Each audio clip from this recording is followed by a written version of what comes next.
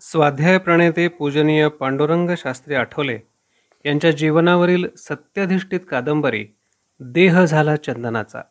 लेखक राजेंद्र खेर. वाचक स्वर राहुल सराफ. भाग 83.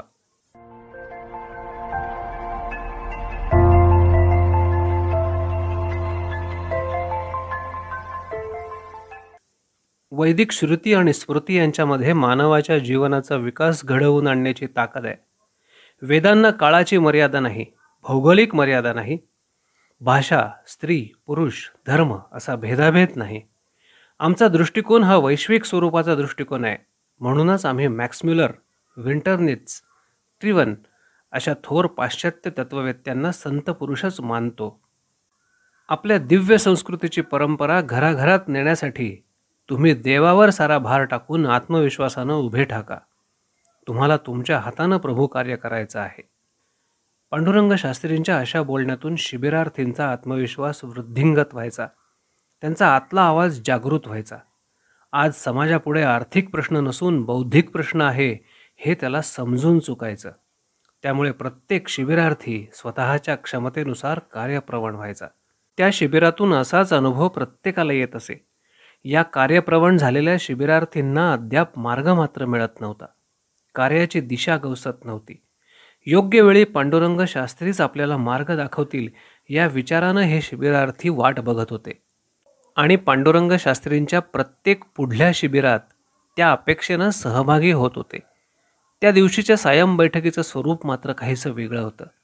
इतर वेळी 200-500 लोक शिबिरात सहभागी व्हायचे, परंतु त्या दिवशी संध्याकाळी अगदी मोजक्याच लोकांना पांडुरंग शास्त्रींनी या अनोख्या बैठकीत सहभागी होण्याची अनुज्ञा दिली होती. ही 20-25 तरुण मंडळी ठरलेल्या वेळेपूर्वीच मोठ्या उत्साहानं जुहूच्या सागर किनाऱ्यावर येऊन दाखल झाली होती. तिथे आपापसात गप्पा गोष्टी करत बसली होती. एव्हाना चांगलंच अंधारून आलं होतं. ते शरद ऋतूचे दिवस होते. एवढ्यात पूर्व दिशेनं चंद्रबिंब नाचत नाचत वर आलं आणि त्या बिंबानं अंधाराला पोर्त गिळून टाकलं. चंद्रप्रकाश अंगावर घेऊन सृष्टीजात उजळून निघालं. भूमीवर चंदेरी रंगावली रेखली गेली. सागर लाटांवर चंदेरी नृत्य सुरू झालं. आधीच निरामय आणि शांत असलेला जुहू किनाऱ्याचा परिसर आणखी शांत होऊन गेला.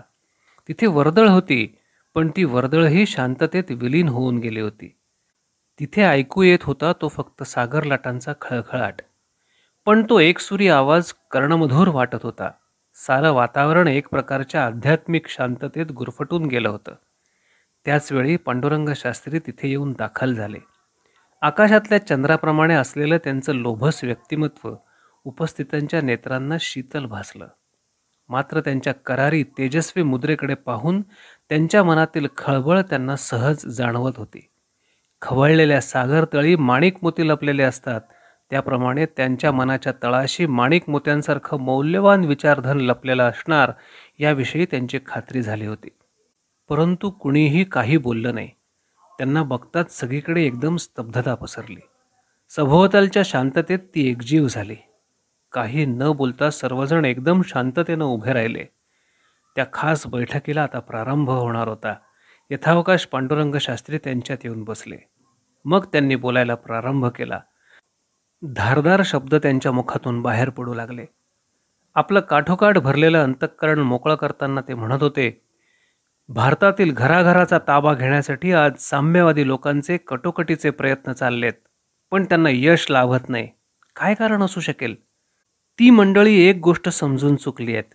ती म्हणजे भारतीयांमध्ये थोडीफार का होईना पण रामकृष्णांवरील श्रद्धा टिकून आहे.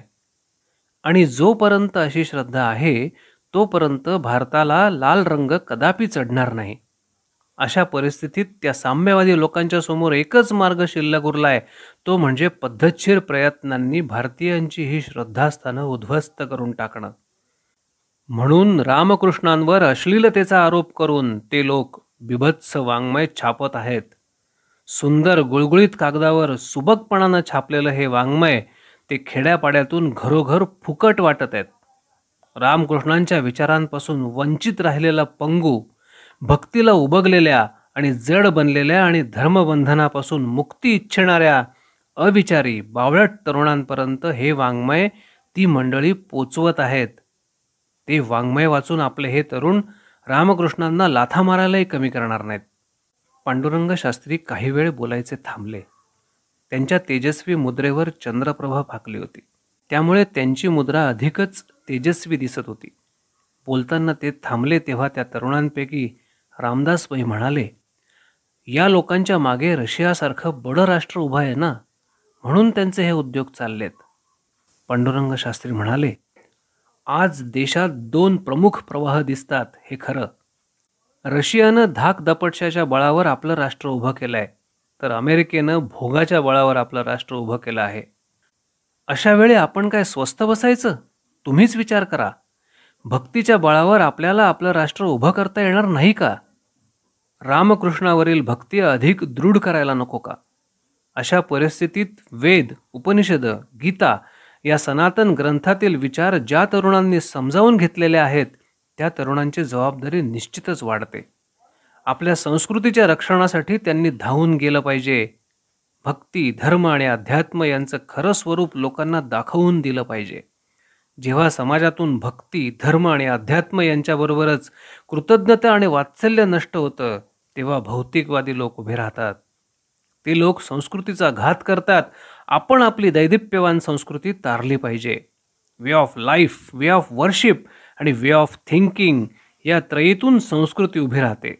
2 पायांवर चालणं ही केवळ मानवी संस्कृती नाही. सन्मार्ग सोडलेल्यांना आपण अशा गोष्टी समजावून सांगायला हव्यात. त्यासाठीच आपण खडबडून जागं झालं पाहिजे, तडफडून उठलं पाहिजे आणि पुढे झेपावलं पाहिजे. त्यांना प्रात्यक्षिक दाखवलं पाहिजे. नुसते विचार भरून तेज येत नाही, त्याचबरोबर आचाराचीही तेवढीच आवश्यकता असते. पांडुरंग शास्त्रींच्या एकेका शब्दाबरोबर समोर बसलेल्या 20-25 सुविद्य तरुणांच्या माना उंचावत होत्या. अंतःकरणातील खळबळ उचंबळून येत होती. शब्दरूपानं ती ओठांपर्यंत येत होती. परंतु पांडुरंग शास्त्रींच्या मुखातून तडफदार शब्दांचा आवेशपूर्ण ओघ अखंडपणानं उसंडतच होता. त्यामुळे मध्येच काही बोलणं त्यांना प्रशस्त वाटत नव्हतं. पांडुरंग शास्त्रींचा घणाघाती मारा सुरूच होता. आज ज्या प्रकारची भक्ती समाजात केली जाते त्याचा कोणी विचार करतो का? केवळ भाळी, टिळा आणि गळ्यात माळा घालून रामनाम घेतलं म्हणजे का भक्ती होते? आपण स्वतःला कृष्ण भक्त म्हणवतो, पण श्रीकृष्णाचे विचार नीट समजून घेतले पाहिजेत असं कुणाला तरी वाटतं का? दहीहंडी फोडायची आणि सुंठवडा खायचा यालाच भक्ती म्हणायची का? उत्सव करावा, पण त्यापुढे जाऊन भगवंताबद्दल भाव निर्माण व्हावा, त्याच्यावरील श्रद्धा वाढावी, यासाठी प्रयत्न करणं ही काय भक्ती नाही का? मी तुम्हाला सांगतो, मानवी मूल्यांना पुनर्जीवित करणं, नाश पावणाऱ्या सांस्कृतिक मूल्यांचा जीर्णोद्धार करणं हेही प्रभुकार्यच आहे. ही सुद्धा भक्ती आहे. असं म्हणतात तेव्हा 2च नाद घुमत होते.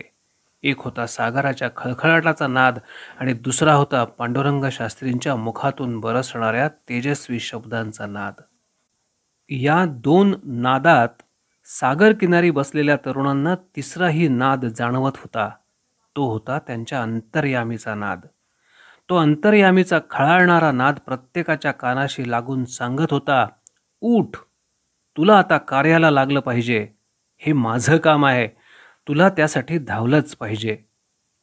साऱ्या वातावरणालाच त्यावेळी पावित्र्य प्राप्त झालं होतं. चंद्रप्रकाशात धरणी न्हावून निघत होती. किनाऱ्यावरील काळ्या का भिन्न नारळी पोफळीतून लपंडाव करीत चंद्रमा चांगलाच वर आला होता. चंदेरी प्रकाशाची सर्वत्र उधळण होत होती. दूरवर वक्राकार होत गेलेल्या सागर किनाऱ्यावरची शुभ्र रेती त्या प्रकाशात अधिक शुभ्र बनलेली दिसत होती. जणू तिथे आकाशगंगाच अवतरली होती. पश्चिम क्षितिजापर्यंत पसरलेल्या अथांग सागरावर चंदेरी प्रकाशाची रंगावली रेखलेली दिसत होती. दूरवरून दिसणाऱ्या खोल सागरात अजूनही त्या मघाच्या नावा तरंगत होत्या. चंद्रप्रकाशात ते दृश्य स्वप्नवत वाटत होतं. लाटांबरोबर त्या नावांना चांगलेच हेलकावे बसत होते. त्यामुळे एकदम ती स्वप्नसृष्टी भंग पावत होती आणि सत्यसृष्टीचा साक्षात्कार घडून येत होता. एकूणच चंद्रप्रकाशात सभोवतालचं वातावरण ढवळून निघत होतं.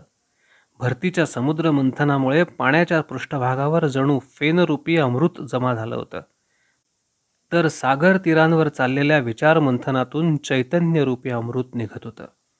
अजूनही ते विचार मंथन चाललंच होतं.